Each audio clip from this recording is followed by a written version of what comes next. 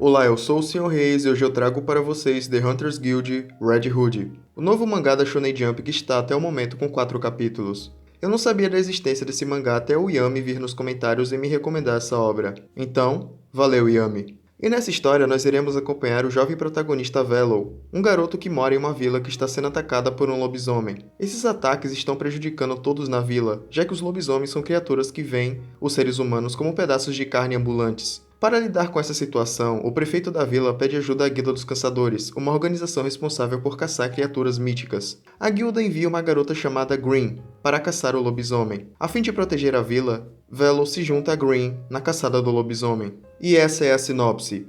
Agora vamos falar das coisas que eu gostei e as coisas que eu não gostei. A história é uma releitura da história clássica Chapeuzinho Vermelho. História essa que muitos de vocês já devem ter ouvido dezenas de vezes. Porém, até o momento, essa é só uma releitura legalzinha. Não tem nada realmente que tenha me impressionado muito na história até o momento. Contudo, tem alguns conceitos na obra que são bem legais e que, se forem bem explorados, podem fazer com que Red Hood se torne um mangá muito bom no futuro. Então, o potencial existe.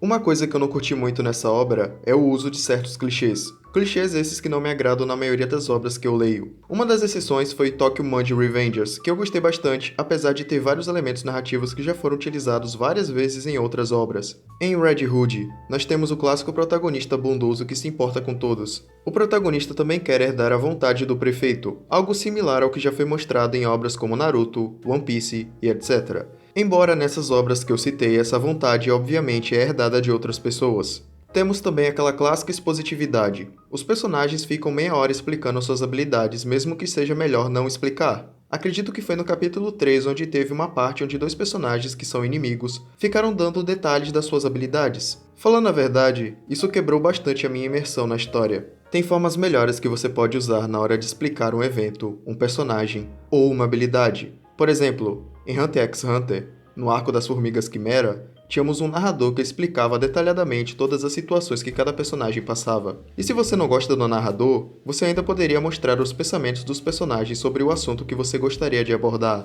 Algo que, na minha visão, ainda é melhor do que colocar eles explicando suas habilidades. Prosseguindo para o próximo ponto, nós falaremos sobre a arte. A arte é muito boa e você consegue ver que o autor consegue desenhar coisas mais sombrias se ele quiser.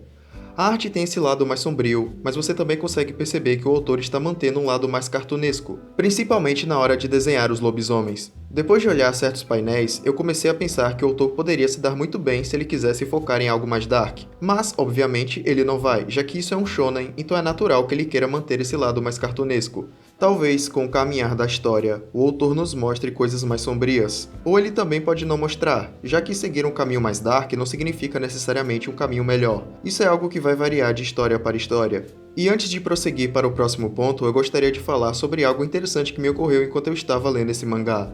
Durante a minha leitura, eu pensei que a arte lembrava um pouco Boku no Hero, e depois que eu fui pesquisar mais sobre o autor, eu descobri que ele era um dos assistentes do Horikoshi Kohei, que é o autor de Boku no Hero Academia. Então tá aí o motivo dessa arte lembrar tanto My Hero Academia. Uma coisa que eu gostei nesse mangá foi a Guilda dos Caçadores. Gosto dessa ideia de caçar seres míticos. Como um fã de Bloodborne, eu sei muito bem como uma história de caçadas pode ser muito boa. Outra coisa interessante é os equipamentos dos caçadores. A Green já mostrou que existem certas armas que os caçadores usam e essas armas podem ser bem anormais. Mais uma vez eu lembro de Bloodborne, quando esse assunto sobre armas para caçar feras e monstros é tocado. Outra coisa muito boa para a construção de mundo de Red Hood foi a confirmação da existência de outros seres além dos lobisomens. Isso, como muitos já devem ter pensado, abre o caminho para muitas possibilidades, boas possibilidades. E o autor só precisa fazer as decisões corretas na hora de explorar o mundo que ele está criando, e tudo vai dar certo na construção de mundo. Foi um início decente. Minha experiência não foi negativa, mas também não foi muito positiva. Já vi inícios que me divertiram mais. Se vocês quiserem um exemplo, vão dar uma olhada no vídeo que eu fiz sobre Dandadan, que na época estava com 5 capítulos. O potencial que existe em Red Hood é grande. O autor está com um monte de boas ideias nas mãos. Não vou mentir, estou bem curioso para saber como ele vai desenvolver essa história. Quero muito saber como e quando ele vai expandir esse universo que pode se tornar riquíssimo. Por enquanto, a minha nota para Red Hood é 7. E isso é tudo por hoje, pessoal.